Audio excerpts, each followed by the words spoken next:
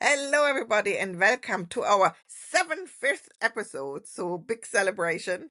And wow, that's consistency, I think. That's what you call consistency. Now, today we have a really, really interesting topic, I think. Because last time we were talking about being placé. So, I came actually across an island in Norway. Apologies to all the Norwegian people if I don't pronounce it right.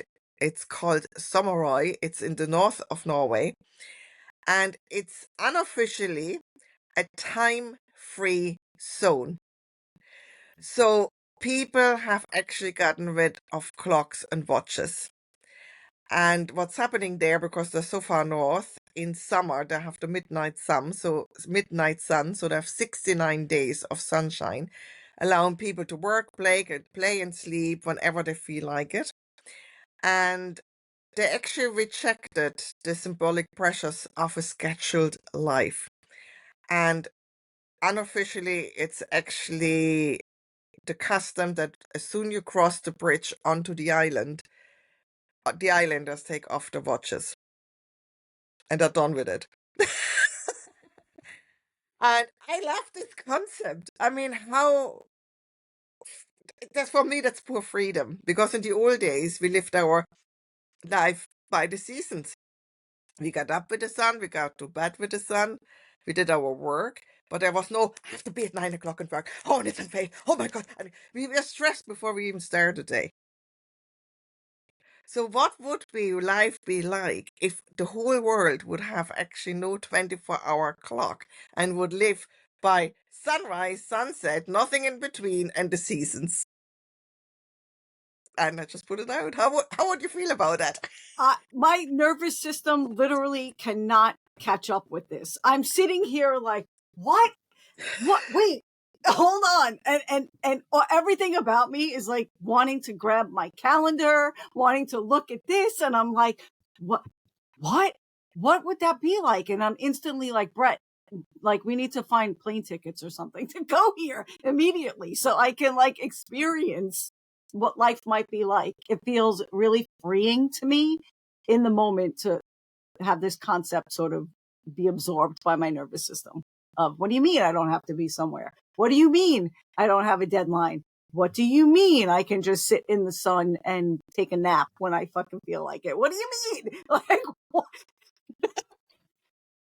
This is a newfound concept. Time doesn't exist. Like I've heard it talked about, in a spiritual sense, like time is a construct. It's arbitrary. It doesn't exist. And even when I hear that, I'm like, I don't know what you're talking about. But this concept of actually creating a community and living, like actually living this way, where you're just directed by nature and the way your body naturally wants to work and all of that, just it feels healthy, it feels freeing, it feels foreign.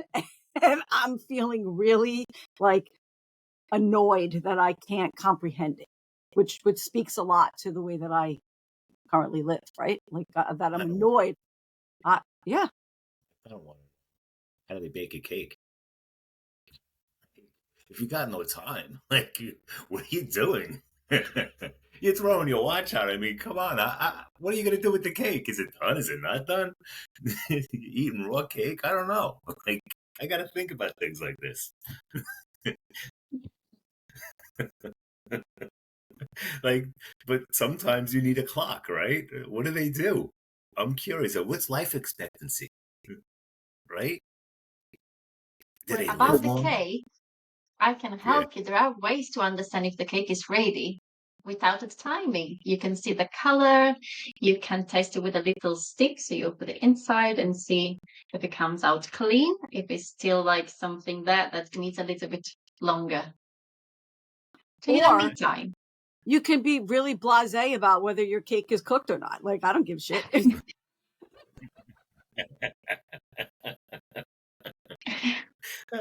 It's great. Bake your cake on November 25th and you're good. Then you don't have to worry about it. It's like, I'm blasé. It's ready or not.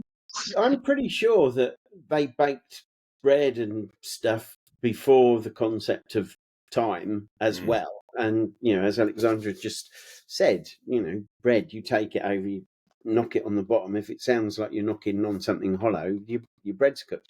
I don't suggest you do that with a cake, because if the cake's not cooked, you're just going to get like all over your hand, and then you really need to be blasé.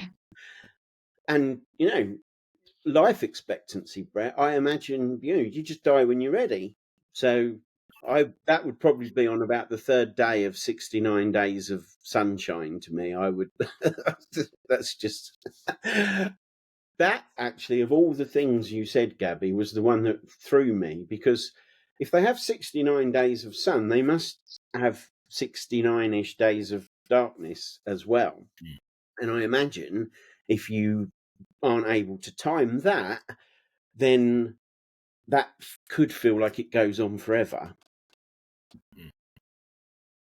I suppose when you grow up on the island, you have ways, traditions, and you.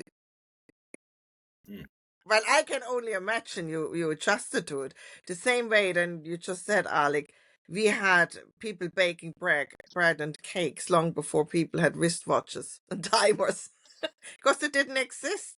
I mean, how old is actually the concept of a 24-hour clock, like we have it nowadays, with actually a clock on us all the time?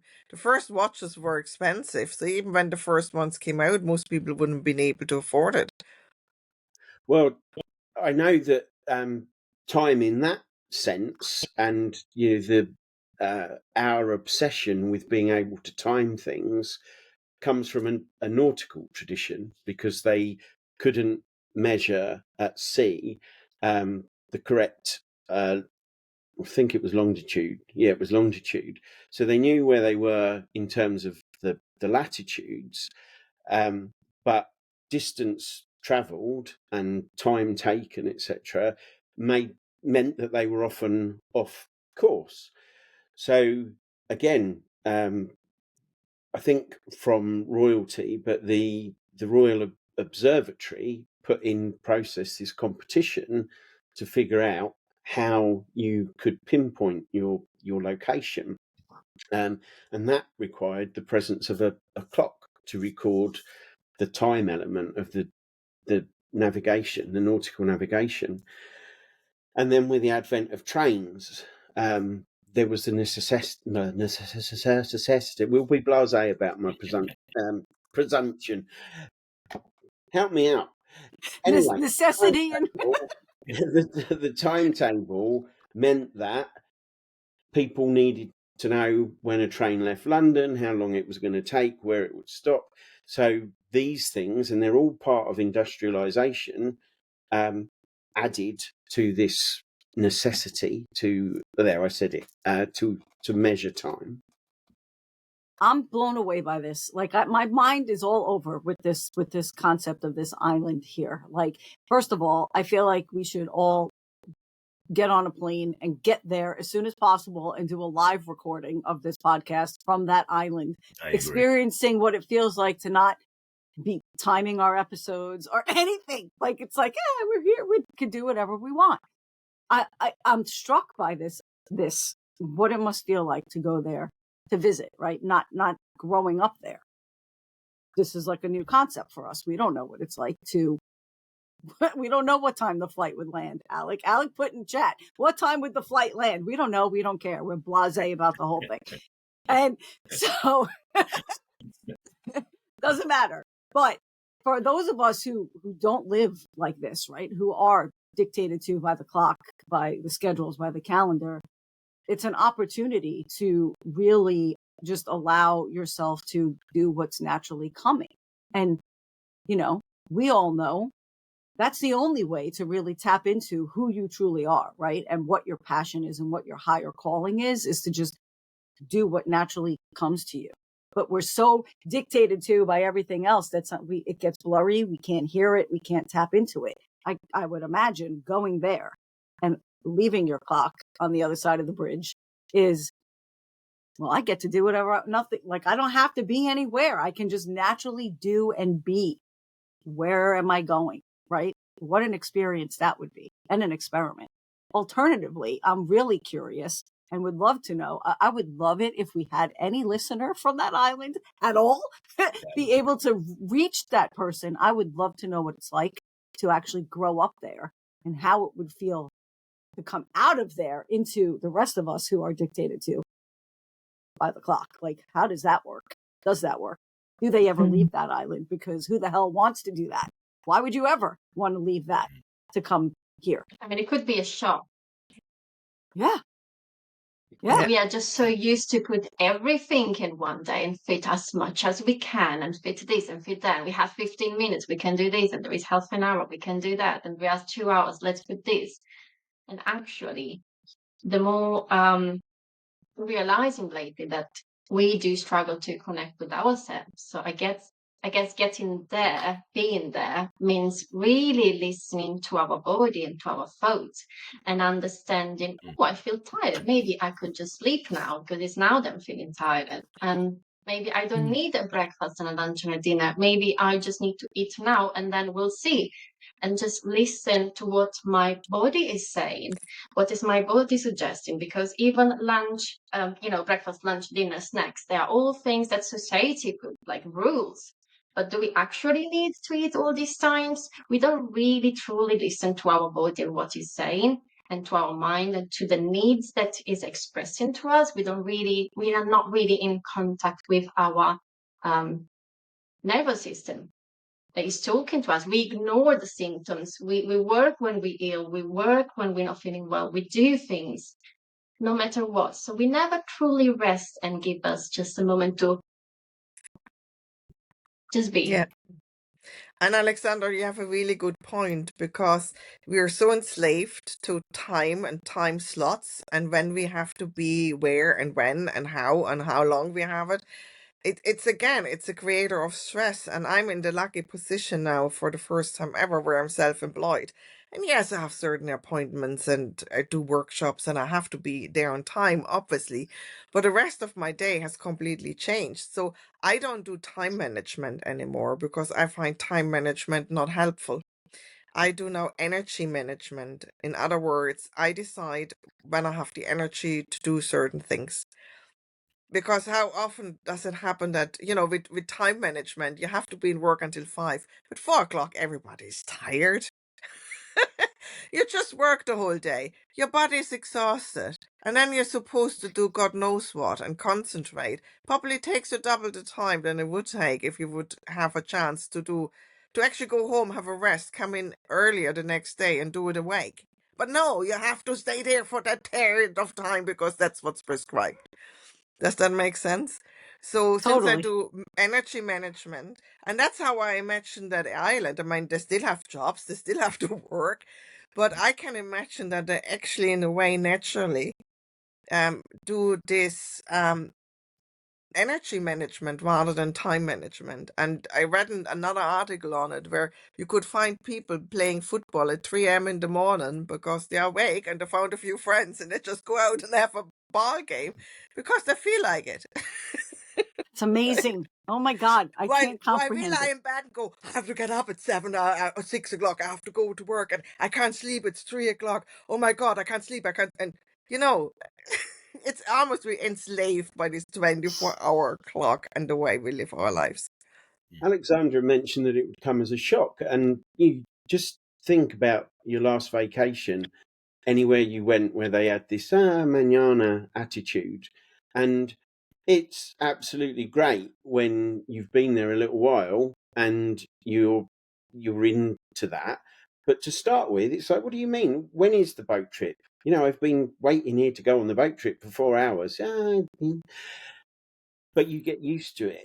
And I think, like Erika was saying about a nervous system, your nervous system would very quickly adapt into a way that Alexandra's described, because that's our natural state. The stresses and strains that we all feel are because our nervous systems are being pushed like £10 of sugar into a £5 sack into this time constraint. Of course, it's going to bulge around the edges. It's so true. I mean, as we're talking about it, I'm already feeling when Alexandra said that about eating, like, why do I have to eat just because somebody says lunchtime is at 12 noon? I'm not hungry. at 12 noon. Or maybe I'm fucking starving at 10:30 in the morning and I'm eating lunch. Like, it's like, and when you work in an office, right, where it's like, this is lunchtime, these are the hours that you go to lunch. And I'm like, first of all, I don't want to eat at that time. Of course, you know, I'm like, I'm just going to eat when I'm hungry, whatever that means. So I'm eating lunch at 10:30 in the morning sometimes because I'm up so early. And it's like, okay, this is just the way it is. But if that's the way of life, it just feels so much healthier. It instinctively just feels healthy. Like, it just feels like that is the way we're supposed to be doing things. So we're talking a little bit. We'll probably talk about this in the next episode, but I think it's like a perfect segue into, if there is no time, if we're not dictated to by clocks, and Alexandra, like, oh, I have 10 minutes here, I can do that. Or I have 15 minutes here, I can do that. But, you know, we're so stressed all the time. And Gaby, you just said it. I'm losing focus. I'm tired at 4 o'clock. I'm not doing the things that I'm supposed to be doing, right? We're going to talk about procrastination probably next episode, because it doesn't exist in Sommarøy. I just demolished the name of that island, but it doesn't exist there because there's no time constructs that it has to get done in a certain, you just do it when you get to it kind of thing. So closing thoughts about that. I want to go to this island. I'm going to look it up immediately after we're done recording. How do I get there? Tomorrow kind of feeling. So I'm all about it. I think they're onto something, and it's no surprise to me that it's a gem that nobody knows about, because the greater doesn't want us to all catch on to that. This is a way of life that can be had. My closing thoughts, I come with you, and I actually would prefer in winter. And you know why? Because they're the Northern Lights capital of the world. They have the most Northern Lights. Wow. Yeah, I think go we really twice, should. once in summer, once in winter, just to experience it. I think we really should all get on a plane and go there and do like a live. And be like, hey, here we are. Check it out, everybody. Look, no watch. Let's throw them in the water. You just throw them off or something. You know, something about the no watch, the no time procrastination might play into that whole thing, right? But there's, I don't know, maybe I kind of live without a clock. Like, I do and I don't. So there's a balance to it for me, right? Like, yes, I have to go to work, and yes, the day ends at such and such time. But fortunate that I don't take my breaks when we have to, right? We kind of do it as the group. Like, yeah, who's feeling like it's time to eat? All right, what do you think? All right, yeah, a little while longer, and then we go. So I kind of think I might not come back. I think this place might have something going on. I don't know. I'd love to check it out. So, yeah, thanks for bringing it up. Gives me some place I want to go now. Anybody else? I just, before we close, and Alexandra, you have closing thoughts, I want to celebrate us again. 75 episodes of consistency, and it's been a blast. I'm proud of us. So yay for us. Alexandra. I would love to go there. I will absolutely love to experience this, and just being back to just feel yourself and what your body is asking and what is telling you, I think is something that today in this world we just forget constantly, and we're just trying to fit here, fit there, fit do, and it's way too much. So 100% I will look into it, and the first opportunity I will have, maybe I will actually really I will do that, because that sounds inspiring.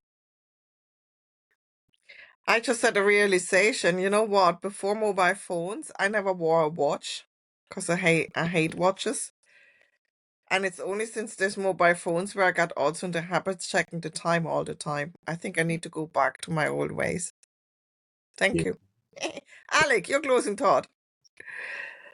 I'm wholeheartedly in for this trip.